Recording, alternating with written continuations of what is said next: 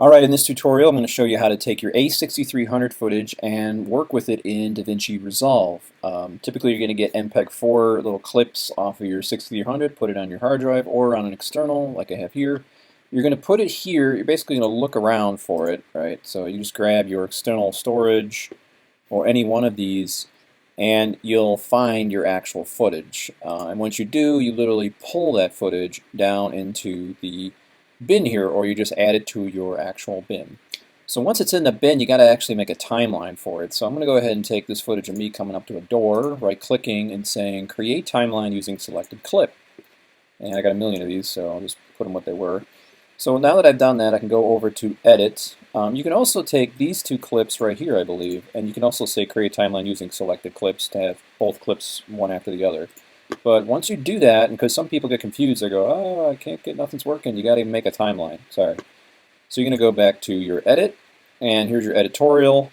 From here, you want to use sort of like not the top here. You can see there's like a top thing here, but the side here, and you want to kind of edit this down if you wish. So I'll just edit this down really quick by dragging it along here, and I'll just come over here and get myself.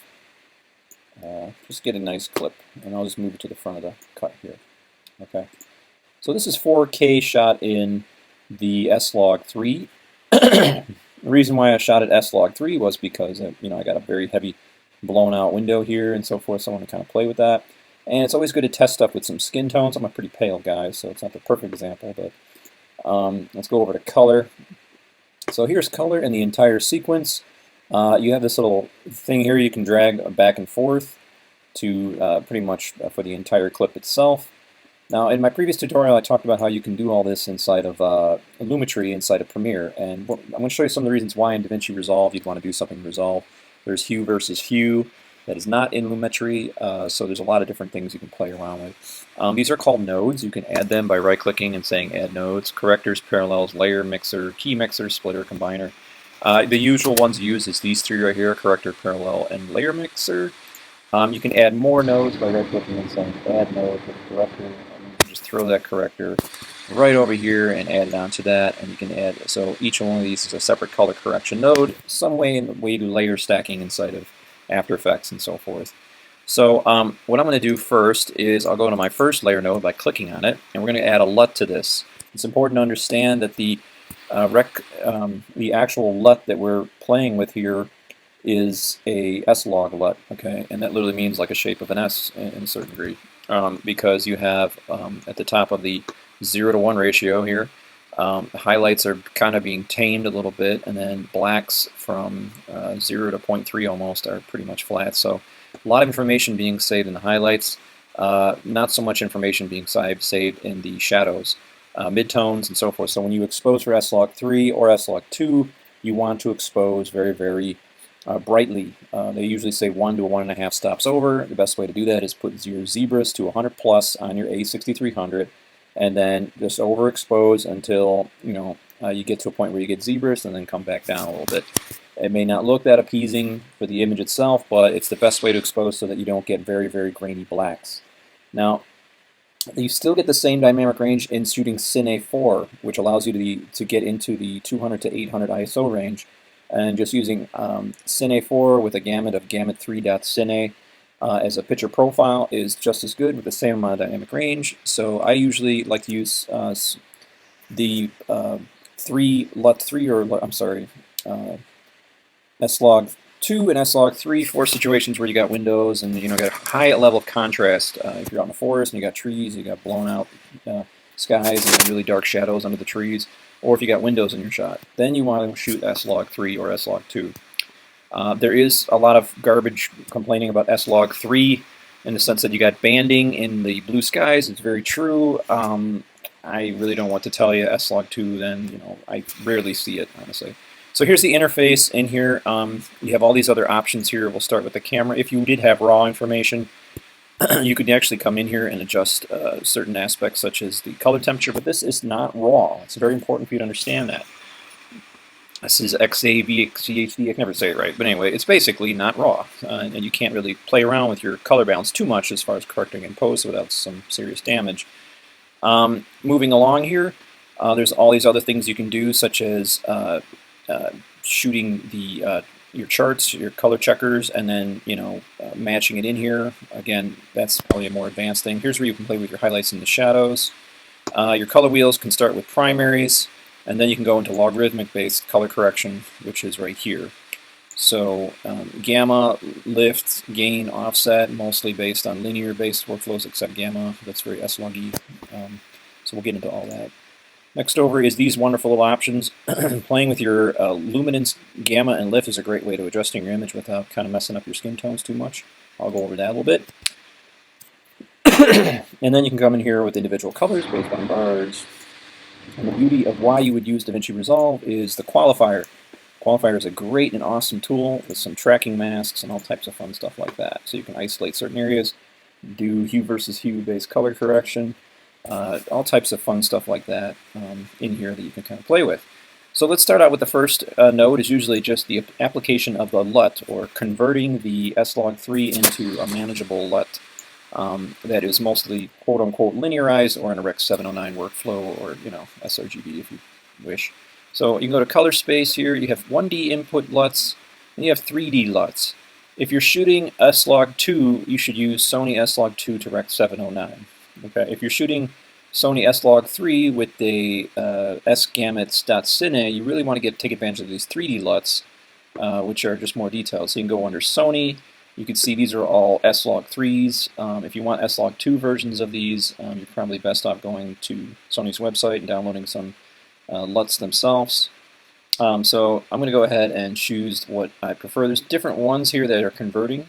You can see this one is SLOG3 gamut to Cine to Rec 709 to a certain degree. Oh wait, here you go. To SLOG2. Oh, never mind. Well, I'll just go for the first one. Okay, and there's 3 or 4. It's going to get you in a decent range. So immediately, if we go ahead and take a look at our actual, let me see if I pull up my view, my scopes. The scopes was hidden, so I'm going to turn those on and off. And here you have your wonderful scopes that we can kind of take a look at, and you can just see that we're clipping a lot of information, but this is a 32-bit system, so the data is up here, and so forth. So let's go ahead and bring that down a little bit. Again, we could try different LUTs on here if you're finding this is getting a little weird. Don't worry if it looks nasty at first, because all the data is all over the place. So there's also sgamut Cine to LC709. Again, that's a nicer kind of pull down. Let's try these other ones. So there's like sgamut to Cine to LC708, a little bit brighter. Anyway, you just start with the basics, but you can see the data is being clipped here, specifically the highlights, and that's my, this area here is just totally blown out. So let's go ahead and kind of balance all this stuff back down. So that's where we're going to go ahead and jump over to our color correction options here. And the offset is an addition process. It just takes every single pixel value and brings it down. So that's what this little bar is. So if I start moving this back and forth, you'll start to see this whole graph of information coming down. So this is your waveform, and your values between 0 and 100, or I'm sorry, in this case 1,000, is where your working skin tones usually are about 512. So you can see this is going to be going from left to right. If I go ahead and scale this, I forgot you can't do that inside of this program. But you were to go from left to right, you will see the levels. It goes from here, then it spikes to brightness right here. And then you get to my skin tones, and I'm not doing too bad actually. I'm somewhere around 640, maybe a little over. And then I come over here, and then it gets darker and darker and darker. It's a left to right, and you can see the parade of red, green, and blue, which are additive colors. We can go ahead and set up all of these if we wish. We can switch to the 4 menu here, so we can see all 4. And you can see the parade. When you see colors off, like for instance, if I take a look at here, you can see there's a little bit of red in here. That means there's probably maybe a little bit too much red in this certain circumstance, as far as a balance between red, green, and blue. Or it's supposed to be that way. Sometimes it is. Okay, but you can see the information is clipped here in the parades. This is a separate reality. So I got to bring all that down. So one way of doing that is through the multiplication process of a gain. Gain actually multiplies it, so it puts the pivot point right here and scales down everything. So nothing's really going to change down here. It's a multiplication process. So 0 times 0 is 0. Nothing's going to change. 2 times 5, or whatever number we add in the gain, is going to go to 10, or divided by. So again, Gain is a multiplication division process. So I'm going to go ahead and bring this down. And you can start to see the values slowly start to come down. And there's the data, as you can see. So the question is, you know, speaking wise, as far as where I'm at, I'm pretty close. I'm pretty close on here. Okay, I'll probably bring it up just a hair. Just a hair. I am pretty blown out. Now for some other information. This already has done a pretty decent job in dealing with the highlights and the shadows via this LUT here. I'm going to immediately jump over. I should have jumped over to this node when I did all my color correction. This should strictly stay your gamma. In fact, we better go ahead and just fix that right now. So I'm going to go ahead and jump over here. And we can just delete these. We can delete a node. I'll say add a node. And a couple of these ways of kind of adding these. There's a couple of hotkeys. You can do Alt-S will add a node. So just stick it on there. And again, we'll stick with our LUT, which is Sony. And we chose this one right here. So all of our color correction going on in this node. So I'm going to double click, make sure I'm in this node. This one stays by itself, and we can change it out if we need to. And then once again, I can come in here with my gain and start to bring it down. This is your blacks right here. Your blacks are not being crushed until they go below the point of 0, where every value that's below this, sort of like limbo, will be absolute black, or is the value of 0. Because we're at normalized values right now. So I'm going to go ahead and take this and take my offset and get this as close to the bottom of 0 as possible. So you can see as I kind of dial this in, I'm getting closer and closer to the bottom here. There we go. So that's pretty close. I like my blacks. The question is, how bright do I want my whites to be? So again, I could take my gain. This was probably so overexposed that it got clipped on the day, maybe because I didn't underexpose enough. So the data is clipped there, not because of what I'm doing, but because of the limitations of a non-raw file. So I can go ahead and take my gain now and pump it up just a hair, maybe a little bit too much. Now let's talk about saturation. Commonly, you know, this has already added some saturation to it, but I'm going to go ahead and take this saturation and pump it up even more. So I can get back some of my skin tones. There we go. Okay. So if you want to adjust anything in regards to the offset of the color, if you feel your white balance is off, you can see that this looks a little bit very warm, almost magenta maybe. So I can actually kind of take my offset and slightly pull that back if I wish to get that back to white. So just a touch there. There we go. Real subtleties. Again, you can see, you know, it's all a big gain here. Now the big thing is coming in here and adjusting your, you know, different charts. Now I want to explain what exactly the options for highlights and shadows are. So here's highlights. I can go ahead and start to pump that down. That's going to basically take my highlights and bring them down. And then my shadows I'm going to bring up. I usually don't go, it depends on how well you exposed your shadows. I don't go higher than 50, honestly, or else you're going to get some noise. But you can clean that up with neat video if you want. If you want to be like Philip Bloom and, you know, throw some neat video on there and people, you know, blow people away. You can do that.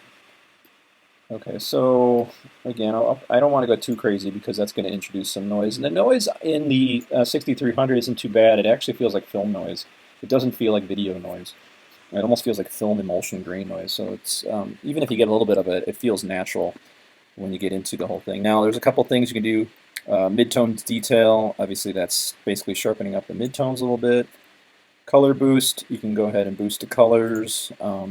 The lift is an operation that is basically, instead of like, it's like the opposite of gain to a certain degree. So the pivot point is down here, and everything scales up when you do gain, as I showed you. And now the pivot point for the lift is actually at 1.0, and then it's going to scale it that way. So watch when I do the lift, and say if I start pulling that down, it's basically from this point scaling everything down like that. And you can see we're starting to clip the blacks here big time. So I'll go ahead and hit undo on that puppy.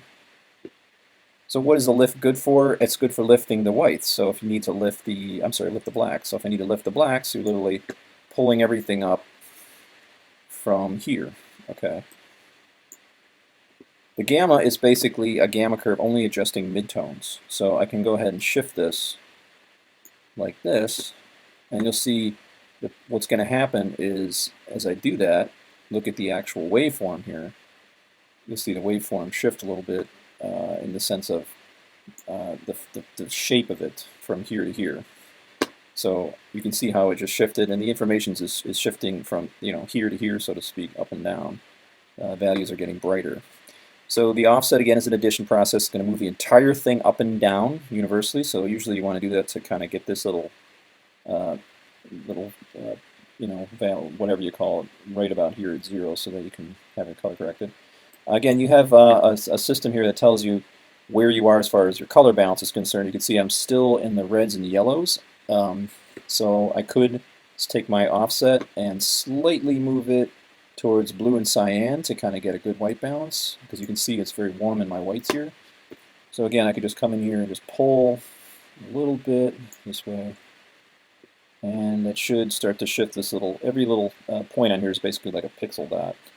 So now I got more white, and again I can move towards whatever I prefer, come in here and pull it even more maybe. There we go. Again, I'm recording in 4K, so that's why the delay is like nothing's really happening. If you ever want to disable a node, you can hit Alt and D for disable. So you can see what has happened on there.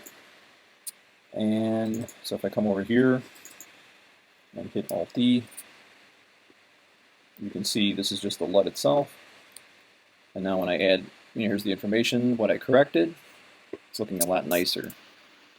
And the beauty of all of this stuff we've been doing in regards to dynamic range and blah, blah, blah, is just these two biggies, highlights and shadows. Now, what is that operation really? That operation really is this. It's taking your toe and it's taking your shoulder and playing with it. So if I come in here with my curves and just click a couple buttons here, you'll see it does it for all red, green, and blue, right? You can independently turn that off if you come over here and you just turn off Gain Custom Curves, and that way you'll have independent linkage between all of these. But basically what that does is, just so you know, behind the scenes highlights and shadows, this is your, right, absolute black or absolute white, your mid-tone. So what it's doing is it's taking your highlights, if you're taking your highlights down, it's doing this technically. You can see there's data, there's information coming back. And then your shadows, sort of kind of doing that, it's bringing that up a little bit. So I'm going to go ahead and undo all this, just so we get back to where we were. I have a couple more things I want to show you guys before we cut the day off here. And again, if you want to adjust luminance by itself and so forth, you can come in here and just turn off this Gain Custom Curves, which is nice. Okay.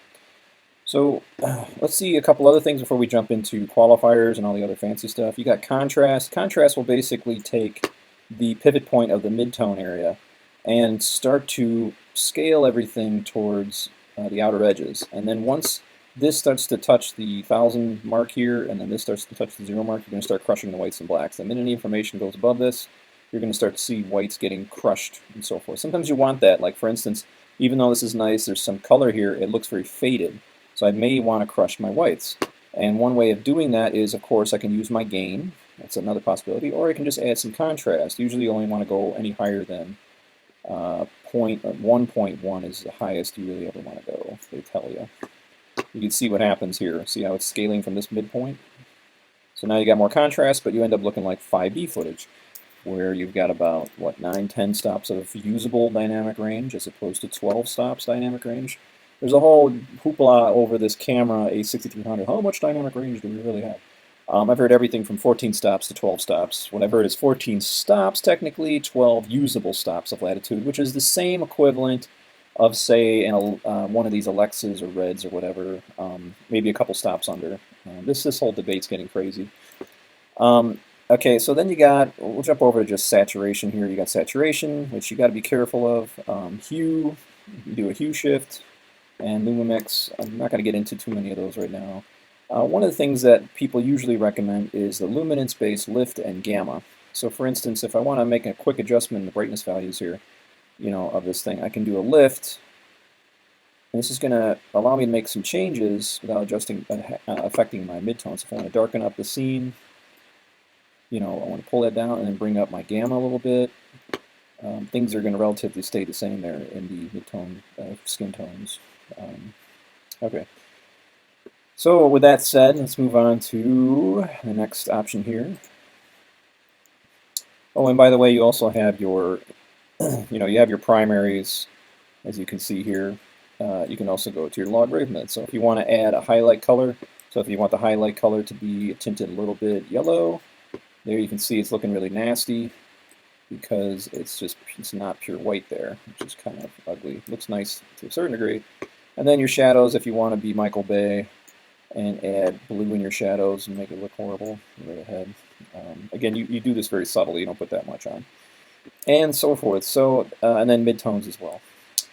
So let's kind of move on here.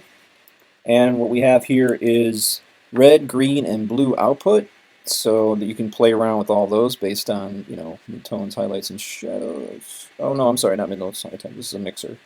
So you can mix those together. Okay, so let's go into qualifiers. Let's say I want to play with my actual midtones here. The qualifier is what separates itself from the Lumetri. So at this point, I'm going to go ahead and add another node. So again, I'll just go ahead and just make the node Alt-S. And bada boom, there's another one. And with this, we can go ahead and isolate a certain area here and color correct it and put it together. Now, one of the ways you can do that is adding what's called a mixer, which is kind of cool. So for instance, if I take this, I can go ahead and hit Alt Alt-L, sorry. And that's going to do a layer mixer.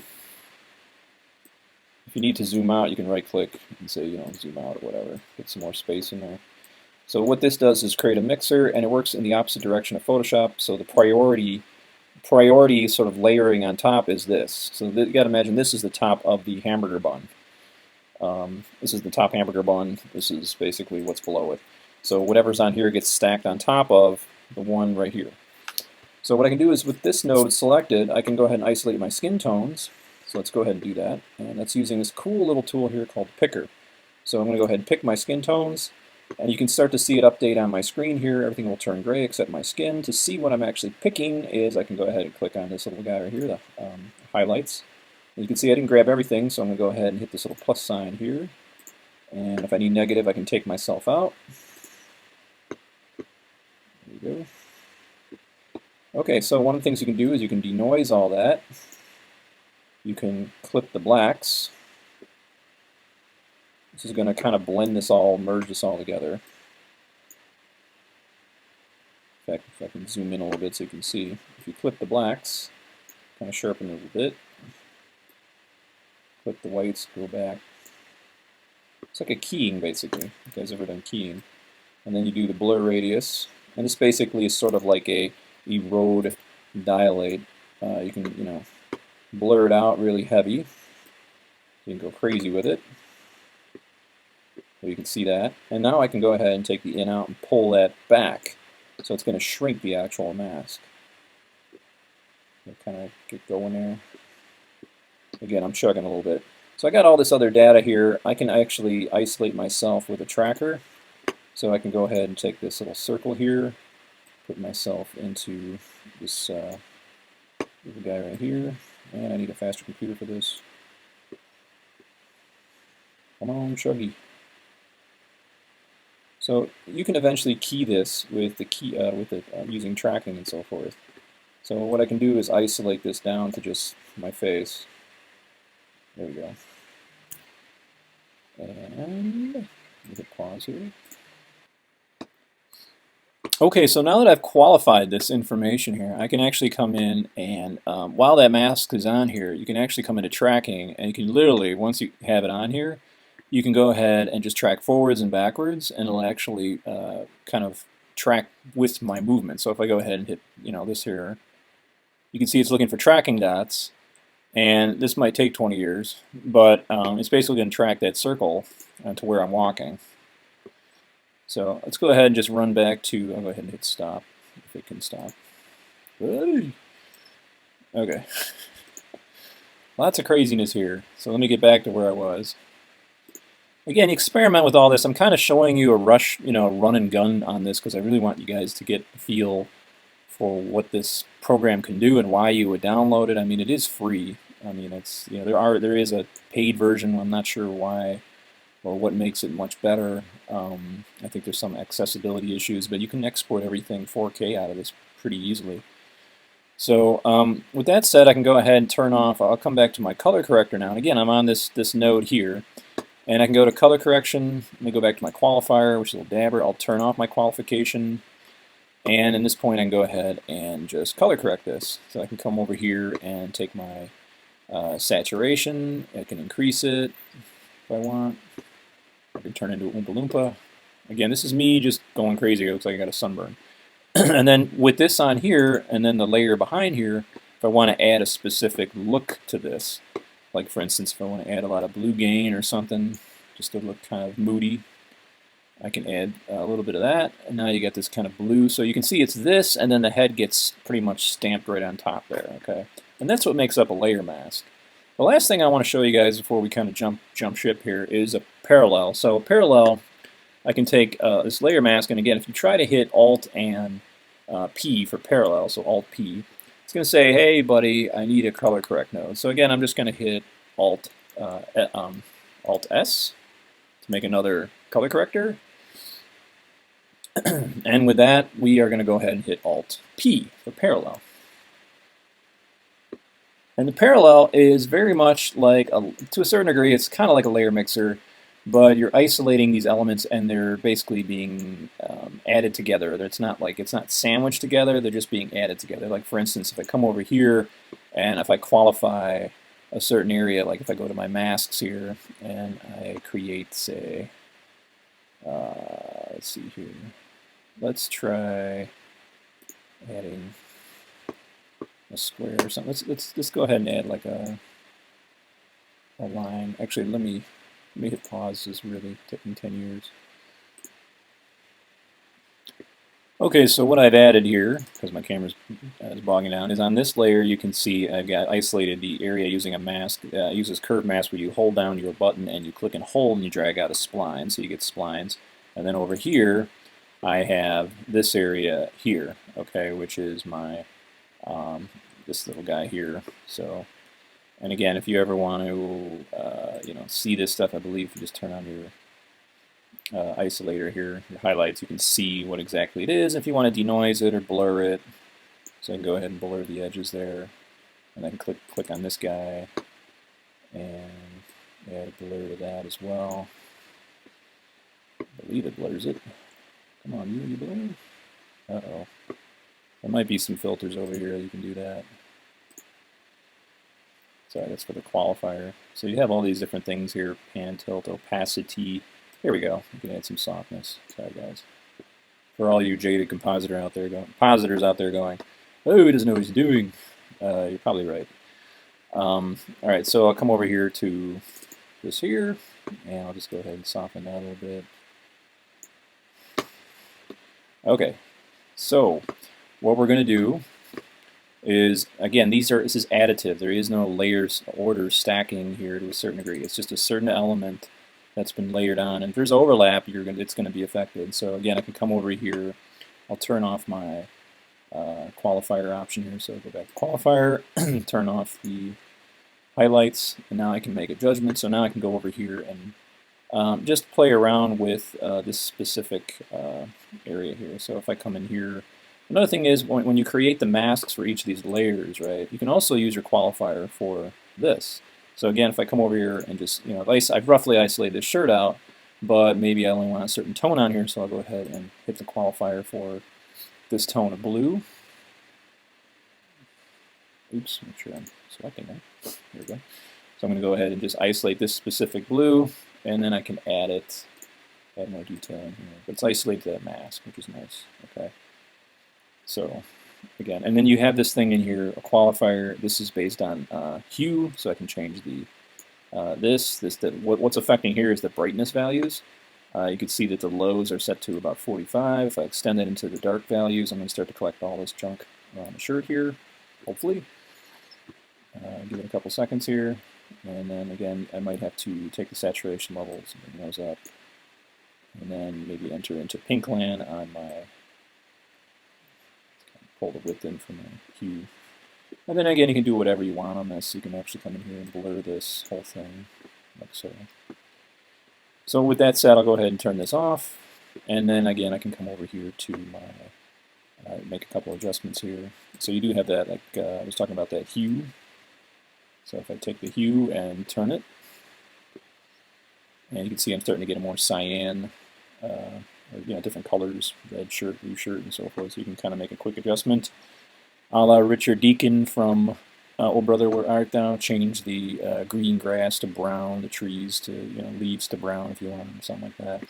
And then of course I can come over here to this area here and take my gain and bring that down if I don't like the brightness value of this or something. So whatever, all these things you can play with.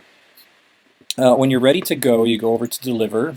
Again, this looks like a horrible comp, but I'm just throwing this together for you to feel things out. You can see all the areas that are having issues.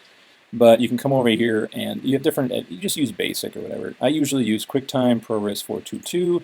If you want to bring this, I believe, you can do codec. If you want to do H.264, you can change your resolution. What you'll probably put this at is 4K UHD. Doesn't go any higher, I believe. Maybe that's the limitation, or maybe not. There's 4K Academy, true 4K. And then you just put your name and extension in once you have that. So I'll go ahead and call this bad comp. Right? And I'll say add job to render queue. Get rid of the old ones so that there's no old ones there. And then once you got that, you're going to go ahead and hit start render, and it'll render out the actual file. So that's it. Again, it's a nasty kind of jump into this program, but I want you guys to kind of get a feel for what it is.